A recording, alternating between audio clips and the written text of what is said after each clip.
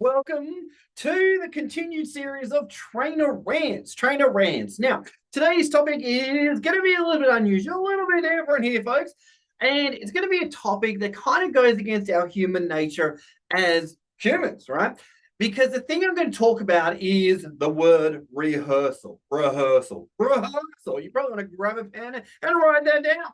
You see, what I find interesting in the industry of training, presenting, coaching, facilitating, and presenting on stage is that a lot of times people will resist the rehearsal. And we know that as humans, one of the bigger reasons why people get nervous is because they haven't done the reps between zero and doing the actual performance. And as a human, common sense tells us that if you've actually done multiple rehearsals, when you actually get to the day of performance, you're feeling a lot more stronger, a lot more confident in yourself that you can eventually, the metaphor I use is jump out of the plane and you pull your parachute, and the parachute is essentially all the experiences that you've had in delivering the content, right?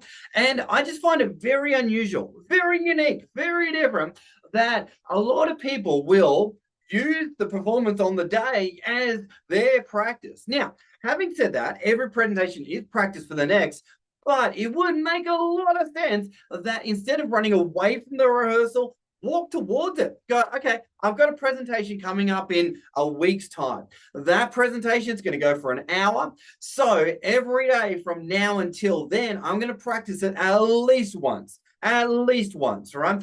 And at least twice, and at least three times, right? And generally, what I like to recommend to anyone that's in the world of presenting is if you're doing a presentation, the more important it is, the more rehearsals you should be doing. All right. And I should be able to ask anyone, how many rehearsals have you done? And I would generally be recommending a minimum of 10 hours of rehearsal, a minimum of 10, right?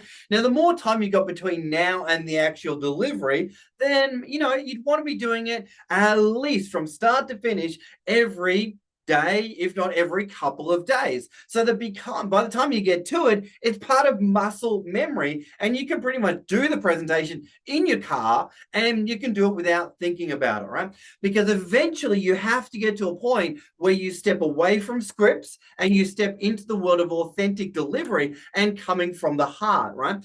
But what I love to do, what I recommend to people doing is in your rehearsals, you're finding the best words, you're finding the best phrases to actually deliver your message. And as you come across them or as you think of them, write them down and keep repeating them throughout your rehearsals, right? And great comedians do this, right? They test out their content on audiences, right? But in the world of training, presenting, coaching, facilitating, mentoring, speaking from stage, you want to get into the habit, the discipline of rehearsal, right? A lot of people go, I'm so nervous before I present. And then my first question is, well, how many hours of rehearsal have you done? And they normally say, oh, I haven't done any. I'm like, okay, maybe there's your problem. All right.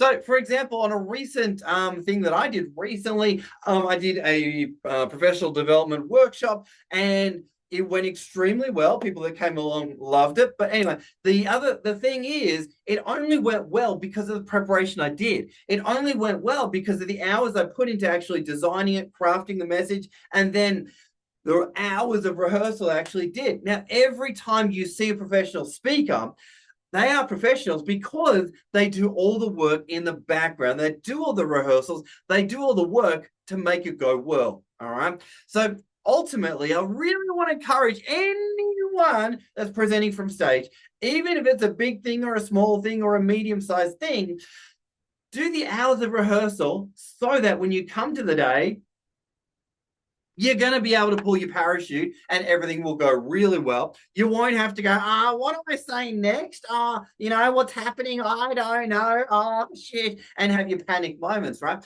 The rehearsals make sure that anything and everything that happens on the day, you've already experienced. You know what could go wrong. You're prepared for it. And you've got the best words to say it. And you've been able to, on the day, speak from your heart, not from your head.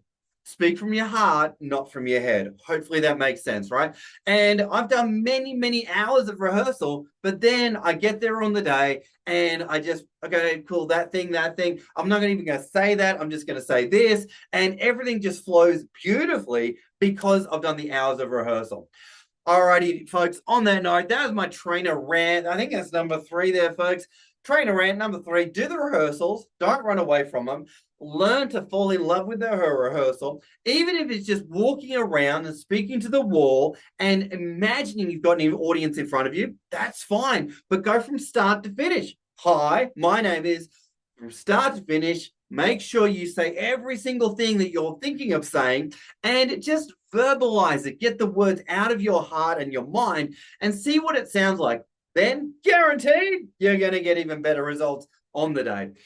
Thanks for watching, team. Hope you got some value, and we'll continue on this series of trainer rants. Thanks so much for watching, and we'll see you on the next one. Bye for now. And don't forget to like, comment, share. Let's get the message out there.